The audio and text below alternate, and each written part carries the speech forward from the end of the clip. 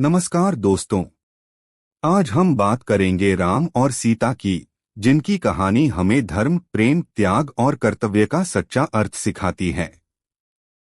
भगवान राम का जन्म दशरथ और कौशल्या के घर अयोध्या में हुआ था। राम को भगवान विष्णु का अवतार माना जाता है। बचपन से ही राम बहुत विनम्र, सत्यवादी और आज्ञाकारी थे। उन्होंने हमेशा धर्म के रास्ते पर चलने का संकल्प लिया। दूसरी ओर माता सीता का जन्म मिथिला में हुआ था। उनके पिता राजा जनक थे। कहा जाता है कि सीता धरती से प्रकट हुई थीं, इसलिए उन्हें भूमिपुत्री भी कहा जाता है।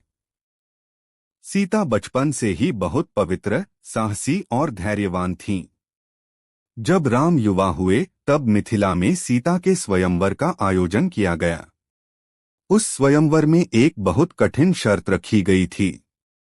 जो भी भगवान शिव के महान धनुष को उठाकर तोड़ देगा, वही सीता से विवाह कर सकेगा।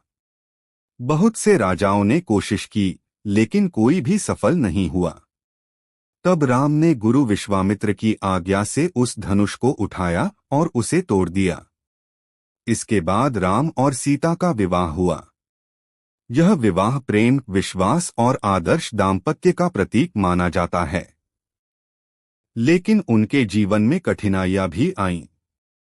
एक समय ऐसा आया जब राम को 14 साल के वनवास पर जाना पड़ा। राम ने अपने पिता की आज्ञा मानते हुए बिना किसी विरोध के वनवास स्वीकार कर लिया। माता सीता ने भी अपने पति का साथ देने के लिए महल का सुख छोड़ दिया और उनके साथ वन में चली गईं। यह उनके प्रेम और समर्पण का सबसे बड़ा उदाहरण है। वनवास के दौरान उनकी मुलाकात हनुमान जैसे महान भक्त से हुई। लेकिन इसी समय रावण ने छल से सीता का हरण कर लिया और उन्हें लंका ले गया।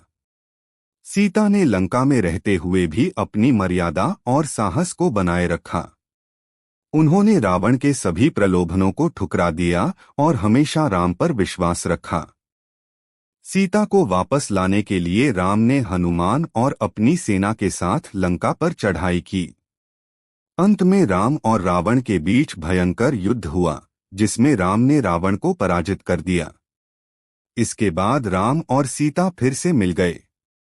राम और सीता की कहानी हमें यह सिखाती है कि जीवन में चाहे कितनी भी कठिनाइयां आएं, अगर हम सत्य, धर्म और विश्वास का साथ नहीं छोड़